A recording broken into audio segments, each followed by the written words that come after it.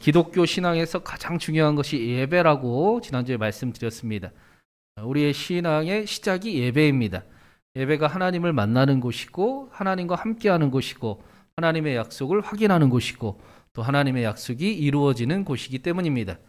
그래서 우리는 나의 예배를 잘 지키고 드려야 됩니다. 여러분 지난주에 예배 잘 드리셨지요? 토요일 날 미리 준비하시고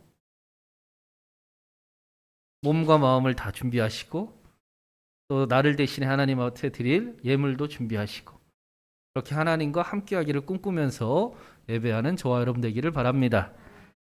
그리고 오늘 말씀에는 그러면 하나님께서는 어떤 예배를 기뻐 받으시는가, 우리가 어떤 예배자가 되어야 되는가에 대해서 말씀을 하고 있습니다. 예수님께서 사마리아 수가성의 우물가에서 한 여인을 만났습니다. 우리가 이 말씀을 너무나 잘 아는 말씀이지요. 수가성은 세겜 지역을 말합니다. 세겜은 북이스라엘에 있는 곳이었는데 그곳에 유명한 그림신상과 예발산이 있습니다. 하나님의 축복을 선포했던 그리심산과 하나님의 저주를 선포했던 예발산이 있는 곳이 바로 세겜이라는 곳이었습니다. 이곳은 굉장히 북이스라엘에게 또 사마리아에게는 중요한 종교적인 도시였어요. 위치였습니다. 이 아브라함이 약속의 땅에 처음 들어와서 하나님을 예배한 곳이 세겜이에요. 야곱이 하몰에게서 돈을 주고 땅을 사서 정착해서 살면서 가족들과 예배를 드렸던 곳이 세겜입니다. 나중에 그 요셉이 이집트에서 이제 죽지 않습니까? 그리고 요셉의 유골이 세겜에 묻힙니다. 그리고 또 후에 솔로몬의 우상 숭배 때문에 이스라엘이 남유다와 북이스라엘로 나뉘게 되는데 북이스라엘의 수도가 바로 세겜이었습니다. 세겜이라는 곳은 사마리아인들에게 굉장히 중요한 도시 위치였습니다. 그리고 뿐만 아니라 오늘 말씀에 사마리아 여인이 수가성 우물가에서 예수님을 만났습니다. 이 우물가는 항상 그 귀한 만남을 뜻하는 장소로 성경에서 많이들 사용이 됩니다. 첫 번째로 우리가 잘 아는 이삭이 아내 리브가를 만난 곳이 그 우물가였죠. 또 야곱이 라헬을 만난 곳도 우물이었습니다. 모세가 그의 아내 십보라를 만난 곳도 우물이었습니다. 그 우물가는 그런 상징적인 의미를 우리에게 보여주고 있는 겁니다. 이 여인이 남편이 없었는데 진짜 남편을 만난 곳이 바로 이곳입니다. 수가성의 우물에서 남편 없는 그 여인이 진짜 신랑 되신 예수 그리스도를 만난 곳이 바로 이곳이다. 마찬가지로 우리도 하나님을 만나는 곳이 이곳이어야 된다라고 말씀을 하고 있습니다. 지금 이 얘기를 하나님은 영이시니 영과 진리로 예배할지니라 라고 말씀을 하는 거예요. 우리의 예배가 진짜 신랑 되신 하나님을 만나는 곳이 되어야 된다라는 것입니다. 신령과 진정으로 예배드린다라는 것은 이 예배 가운데 하나님을 만나고 하나님의 뜻을 쫓고 하나님의 뜻으로 다시 세워지는 그런 예배를 드려야 된다라는 말씀입니다. 우리가 어떻게 예배를 해야 하는가? 하나님을 간절히 찾고 또 하나님을 만나기를 소망하고 또 하나님과 함께 만나는 예배를 드려야 합니다. 우리의 예배가 날마다 그러한 예배가 되기를 바랍니다. 그러면 우리의 삶에 변화가 나타나죠. 그렇죠? 예배 오기는 싫다면서요. 가는 길은 기쁘다면서요. 네. 오는 건 좀 부담스럽다면서요. 오늘은 또 목사님이 무슨 말씀을 전하시려나. 근데 집에 가는 길은 발걸음이 가볍습니다. 예배 가운데 날마다 새로움이 있어야 됩니다. 그 사실이 우리에게 하나님의 은혜가 임했다. 하나님이 나를 찾아오셨다. 내가 다시 하나님과 함께하게 되었다라는 증거이기도 합니다. 그 일을 거듭남이라고 성경은 예수님께서 또 설명을 해주셨습니다. 19절에 이 여인이 예수님께 이렇게 물었어요. 우리 한번 같이 읽어보겠습니다. 여자가 이르되 주여 내가 보니 선지자로소이다. 이 말이 사실은 처음 나오는 이야기가 아니잖아요. 사연이 있는 이야기잖아요. 원래 이 여인이 찾았던 것은 하나님이 아니었습니다. 이 여인이 원래 찾았던 것은 물이었습니다. 자신의 갈급함. 그냥 갈급함이 아니라 육적인 갈급함, 목마름, 자신의 필요를 찾던 여인이었음을 우리가 알고 있습니다. 이 물은 여인에게 당장 목마름을 해결해 줄 수 있는 것, 이 여인의 당장의 필요를 채워줄 수 있는 것을 의미합니다. 그래서 예수님께서 이 여인에게 다시는 목마르지 않을 생수를, 영원한 물을 너에게 주겠다. 목마르지 않겠다. 라고 말씀을 하세요. 그러니까 이 여인이 뭐라고 이야기했습니까? 그런 물이 세상에 어디 있습니까? 있으면 한번 줘보십시오. 라고 이야기를 합니다. 이 여인은 여전히 지금 당장의 어려움이, 지금 당장의 문제가, 지금 당장의 기도 응답이 필요할 뿐입니다. 여전히 예수님과 함께하고 있음에도 불구하고 그런 것들이 자신의 원함이었던 사람이었습니다. 그래서 예수님께서 그러면 네 남편을 데려와라 라고 말씀을 하셨습니다.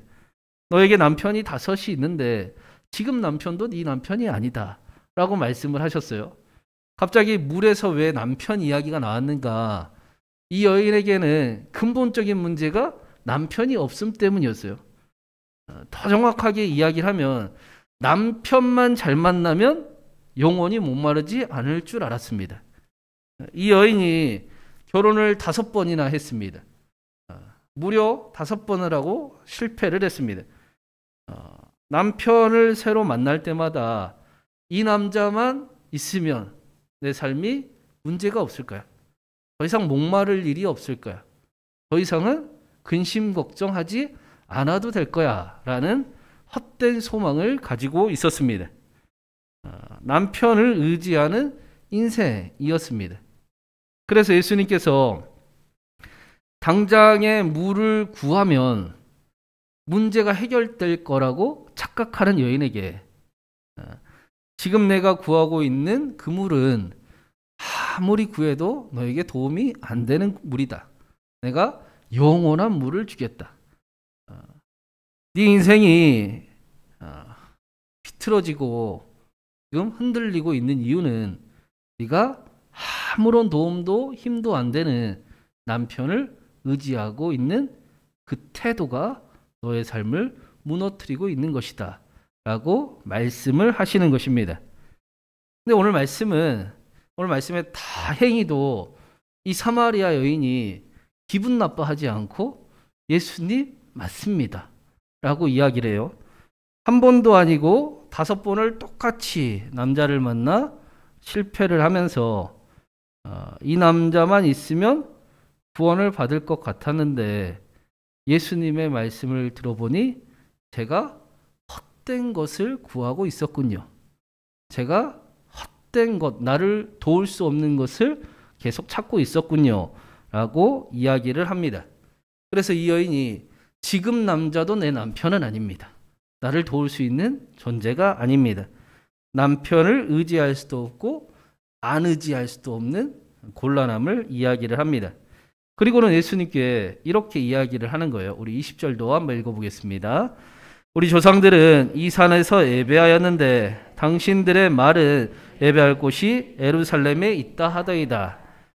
그래서 예수님께 그러면 어디서 그 도울 일을 찾아야 됩니까? 어디서 그분을 만날 수 있습니까? 어디서 예배를 드려야 됩니까? 라고 묻습니다. 당신들이 말하는 그 예배하는 곳이 바로 이곳입니까? 저곳입니까? 라고 묻는 것입니다. 이 여인이 말하는 이 산은 그림신 산을 이야기하는 거예요. 사마리아인들이 알렉산더 대왕에게 허락을 받아서 그림신 산에 성전을 지었어요. 원래는 성전을 지을 거면 그림심산과 예발산 사이에 있는 세겜에다 지어야 되죠. 그게 맞지 않습니까? 근데 이들은 하나님의 축복이 선포된 그림신산에서 성전을 짓고 예배하기를 원했습니다. 이게 헛됨이었습니다. 여러분, 하나님의 심판이 없는 축복이 있습니까? 하나님의 심판이 없으면 축복도 없지요. 하나님의 구원, 심판이 임해야 구원이 나타나죠. 우리 안에 돌이킴이 전혀 없는데 어떻게 그 축복의 길을 우리가 걸어갈 수 있겠습니까? 아무리 예배 자리에 와도 하나님의 말씀이 아무리 들려도 그래요, 좋은 말씀하고 목사님이나 그렇게 좀 사십시오. 저는 그냥 내 뜻대로 계속 살겠습니다. 라고 이야기를 하면 그게 무슨 삶에 도움이 되겠고 또 그게 무슨 신앙의 힘이 나타나겠습니까? 그만큼 어리석은 일은 없지요. 말씀이 들리는데도 불구하고 새로운 변화가 나타나지 않는다면 그곳에서는 아무런 능력이 나타나지 않습니다. 하나님의 저주, 심판을 기억하지 않는 축복은 있을 수가 없습니다. 근데 사마리아인들이 그랬던 거예요. 에발산은 멀리하고 싶고 그림신산만 가까이 하고 싶습니다. 잘못된 길을 가고 있음에도 불구하고 잘한다, 잘한다. 그래도 하나님은 나를 사랑하고 축복할 거야. 라는 이야기가 더 좋습니다. 그런 착각 속에 신앙생활을 하고 있었습니다. 그래서 북이스라엘이 멸망했거든요. 북이스라엘 멸망한 이유가 바로 그거였어요. 괜찮아, 괜찮아. 하나님은 여전히 너희를 사랑해. 그 일을 에레미야 선지자가 계속 경고를 했었지 않습니까? 그럼에도 불구하고 우리는 평안하다. 평안하다라고 이야기하는 거짓 선지자의 그 이야기를 듣고 믿고 살아가다가 북이스라엘이 결국 망한 것을 보았습니다. 그럼에도 불구하고 여전히 괜찮아 괜찮아 하는 신앙만 갖기를 원했던 것입니다. 저주 심판을 기억하지 않는 축복은 가짜 축복입니다. 잘못된 길을 걸어가고 있음에도 불구하고 괜찮아 괜찮아 그래도 하나님은 나를 여전히 사랑하셔 라고 행하는 믿음은 축복이 아니라 저주와 같은 것일 가능성이 많습니다. 그래서 성경은 하나님을 두려워하자, 경외하라 라고 우리에게 가르치지요. 우리는 하나님을 사랑함과 동시에 하나님의 사랑을 암과 동시에 하나님을 두려워하는 삶을 살아가야 합니다. 하나님을 두려워하는 일을 잃어버리니 하나님을 사랑을 이용하는 모습이 우리에게서 쉽게 발견되기 시작을 했습니다. 하나님을 두려워하지 않고 사랑만 이야기하는 삶은 타락의 길임을 우리는 너무나 잘 알고 있습니다. 변화가 능력이 나타나지 않음을 우리는 알고 있습니다. 그래서 우리는 하나님을 경외하는 사람들이 되어야 됩니다. 하나님의 심판과 구원이 예배마다 저와 여러분에게 임하기를 바랍니다. 새로워질 수 있는 힘이 그 하나님의 능력과 은혜가 항상 가득하기를 간절히 바랍니다. 그래서 예수님께서 유명한 말씀을 하시죠. 우리 마지막으로 우리 23절, 24절 우리 한번 같이 읽어보겠습니다. 아버지께 참되게 예배하는 자들은 진리로 예배할 때가 오나니 곧 이때라. 아버지께서는 자기에게 이렇게 예배하는 자들을 찾으시느니라. 하나님은 영이시니 예배하는 자가 영과 진리로 예배할지니라. 영과 진리를 직역하면 성령과 말씀입니다. 성령과 진리, 말씀으로 예배를 해야 된다라고 말씀합니다. 여러분, 하나님이 우리와 어떻게 함께 하십니까? 성령과 말씀으로 함께 하시죠. 그렇죠? 말씀으로 우리를 만지시고 성령으로 우리를 새롭게 하십니다. 우리가 드려야 될 예배는 말씀과 성령으로 드리는 예배, 하나님과 함께하는 예배, 하나님을 만나는 예배가 되어야 합니다.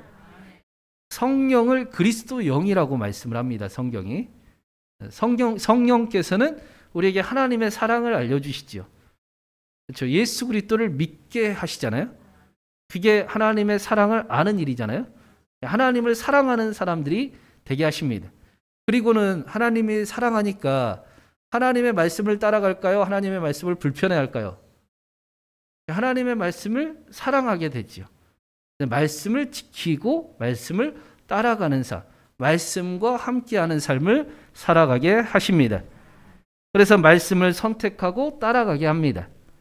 말씀을 들으며 아멘하고 말씀대로 따라가는 예배, 하나님과 함께하는 예배, 하나님과 함께하는 삶을 살아가는 예배를 드리라 라고 말씀하는 겁니다. 그 요한복음에서 여러분 기억나실지 모르겠지만 예수님께서 이 앞에 말씀에 물부터 시작해서 성령까지 지금 이야기가 이어지고 있는 겁니다. 첫 번째 이야기가 물로 포도주를 만든 이야기였잖아요. 물에서 세례를 받으시고 성령이 임하시고 물로 포도주가 생명이 나타나는 일이 나타나고, 또 그 다음에 니고데모에게 성령으로 거듭나야 된다라고 말씀을 하셨습니다. 그리고 나서 오늘 말씀까지 이어진 겁니다. 물이 성령으로 임하는 것이구나. 성령으로 우리가 예배를 해야 되는 거구나. 우리가 이 여인이 필요한 것은 당장에 필요함, 그걸 채워지면 될 줄 알았는데 그게 끝이 아니라 그 필요함 속에서 하나님을 만나고 하나님을 알고 하나님과 함께하라고 예배하라고 말씀하시는구나가 지금 이어지고 있는 겁니다. 그리고는 예수님께서 성령으로 거듭난 예배를 지금 드리라라고 말씀을 하고 계십니다. 우리는 성령으로 새로워지지 않습니까? 이 거듭남은 다시 태어난다, 단순히 다시 태어난다가 아니라고 말씀을 드렸어요. 처음 모습 그대로 다시 태어난다라는 겁니다. 처음에 창조되었던 그 모습으로, 아담과 하와가 처음에 하나님만으로 기뻐하고 하나님만으로 만족했던 그 모습으로 다시 태어난다라는 뜻이에요. 그러니까 우리에게 거듭난다라는 것은 이제는 말씀이 기뻐지고 이제는 말씀대로 살아가기를 간절히 원해지고, 근데 여전히 우리 안에 말씀을 거부하는 게 있잖아요. 우리 안에 여전히 말씀이 무거운 게 있습니다. 그 싸움 안에서 하나님을 사랑하는 편을 택하는 삶을 살아가게 하십니다. 그 모습이 하나님이 기뻐하는 모습입니다. 회개를 사랑하는 모습입니다. 악인은 회개를 두려워하잖아요. 그렇죠? 근데 하나님의 백성은 회개를 사랑합니다. 말씀으로 자신을 깨닫는 일이 기쁘고 다시 하나님께 돌아가는 일이 소망이 됩니다. 우리의 예배가 날마다 그러해야 합니다. 우리는 과정 속에 있잖아요. 그렇죠? 오늘로 나를 판단하지 않고 우리는 긴 하나님과 함께하는 과정 속에서 하나님이 영광스럽게 우리를 자라나게 하고 계십니다. 그러니 오늘도 우리는 새로워지고 있습니다. 하나님은 오늘도 수고를 멈추지 않으시고 우리를 새롭게 하고 계십니다. 그러니 우리는 회개를 기뻐합니다. 날마다 새로워짐을 영광스럽게 생각합니다. 성경에서 가장 처음으로 나온 제사가, 예배가 가인과 아벨의 제사였잖아요. 첫 제사였잖아요, 그게. 근데 가인의 제사는 안 받으시고 아벨의 제사는 받으셨단 말이죠. 그거를 혹자들은 재물의 종류가 하나님 마음에 들었니 안 들었니 그런 이야기를 하잖아요. 하나님은 그런 분 아니시지 않습니까? 종류도 상관없고 또 크고 작음도 상관없습니다. 그 중심의 마음이 하나님께는 중요합니다. 창세기 4장에 아벨의 제사를 드릴 때 아벨은 첫 번째 것을 드렸다라고 말씀을 했어요. 근데 가인은 그런 게 없습니다. 아벨의 제사를 받으시고 가인의 제사를 받지 않으신 이유는 그 마음이 하나님을 향해 한 사람은 첫 번째였고 한 사람은 있던 것을 드렸기 때문입니다. 하나님 앞에 첫 새끼를 드리는 그 아벨의 마음은 하나님이 가장 1번이라는 거예요. 내 가장 소중한 하나님, 나에게 있어 가장 귀한 분이 하나님이라는 것입니다. 근데 가인은 어땠습니까? 하나님께서 자신의 제사를 받지 않으니 확 성질을 내요. 분노를 합니다. 하나님 따위가 내 제사를 안 받아? 그러는 것 같아요. 하나님이 저 밑바닥에 자신의 자존심보다 더 밑바닥에 있었습니다. 하나님도 자신을 무시하면 하나님이 아닙니다. 내 편이 되어야 되고 내 영광이 되어야 되고 나를 우쭈쭈 해줘야 됩니다. 내 생각, 내 뜻대로 안 해주면 하나님도 필요 없다라는 모습이 가인의 모습이었습니다. 가인에게는 하나님이 1번이 아니었던 거예요. 다른 것들 다 하고 나서, 바쁜 일 다 하고 나서, 시간이 남을 때, 드릴 것이 남았을 때 하나님 앞에 드리던 그 모습을 하나님은 너나 가져라. 말라기에서 똑같이 말씀하시잖아요. 너희의 더러운 것들을 내가 받지 않겠다. 누가 너희의 제사를 다 막아버리면 좋겠다. 라고 말씀하셨듯이 가인의 제사를 받지 않으셨습니다. 여러분, 우리가 힘들어지면 가장 먼저 포기하는 게 뭔지 아십니까? 하나님이잖아요. 아니에요? 잘 생각해 보세요. 자꾸 돈 얘기하는 것 같아서 좀 그렇지만, 우리가 힘들어지면 가장 먼저 줄이는 게 헌금이죠. 아니에요? 돈은 우리의 마음이거든요. 우리가 하나님을 어떻게 대하고 있는지를 한번 잘 살펴보세요. 우리가 삶 속에, 생활 속에 가장 먼저 포기하는 게 하나님입니다. 사사시대가 그랬습니다. 사사시대에 하나님께서 지파별로 그 레위인들을 책임지게 하셨잖아요. 근데 이게 아까웠던 거예요. 그러니까 레위인들이, 미가 제사장이 자기 먹고 살 것을 찾아 돌아다니는 장면이 나옵니다. 하나님의 것, 영적인 것들이 아까워지기 시작을 했고 자기들의 것이 더 귀해지기 시작했던 그 모습을 사사시대는 우리에게 전해주고 있습니다. 그런데 영과 진리로 예배한다라는 것은 하나님이 1번이다라는 것입니다. 우리는 하나님이 1번이 되려고 애쓰는 사람들입니다. 저는 그렇게 믿습니다. 우리 신광교회는 귀한 교회입니다. 그 마음이 순수하고 깨끗하고 또 자신은 좀 부끄럽게 생각할지 모르지만 하나님이 기뻐하는 교회인 줄로 믿습니다. 있는 것을 최선을 다해서 하나님 앞에 드리기를 원하고 기쁨이 되기를 원하고 예수는 교회, 영과 진리로 예배하는 교회인 줄로 믿습니다. 하나님이 내 삶에 가장 소중해지고 하나님을 뜨겁게 사랑했던 다윗에게 솔로몬의 때에 그 약속을 그대로 이루어 주신 것처럼 하나님을 사랑하는 저와 여러분을 통해 하나님의 축복이, 약속이 가득 넘칠 줄로 믿습니다. 칠순을 넘으신 성도님이 예수님을 감 믿었대요. 4개월 됐대요. 성경 공부를 하고 뭐 이렇게 나눔을 하다가 그 신앙생활을 이야기를 하는데 이 칠순 넘으신 이 성도님이 무거울수록 가벼워라 라고 이야기를 하는 겁니다. 그게 무슨 뜻이에요? 라고 물었더니 어릴 때 자신이 젊을 때 찢어지게 가난했는데 그 딸에게 쌀이 다 떨어지면 항상 그 부모님 댁에 이제 할머니 할아버지 댁에 가서 쌀을 얻어오라고 딸을 시켰던 거예요. 그 딸이 한참 있다가 머리에 쌀을 한 짐이고 막 웃으면서 오는 모습을 항상 보았던 기억이 있습니다. 딸에게 무겁지 않니? 그랬더니 무거울수록 가볍습니다라고 이야기를 하는 거예요. 할머니가 머리에 이렇게 쌀떡을 딱 이게 하시고 계속 쌀을 퍼주신대요. 근데 점점 무거워지잖아요. 이걸 어떻게 들고 가요? 근데 이 쌀이 자신들의 생명이 되고 사랑하는 가족들을 먹이고 또 풍족하게 할 것을 아니까 무거울수록 가벼워졌다라고 이야기하는 거예요. 하나님을 믿는 일이 무겁지요. 어렵을 때도 있습니다. 부담스러울 때도 있습니다. 그런데 이 어르신이 이 무거움이 내 생명이 되고 내 자녀들의 생명이 되고 나를 통해 생명이 될 것을 알기에 무거울수록 가볍습니다.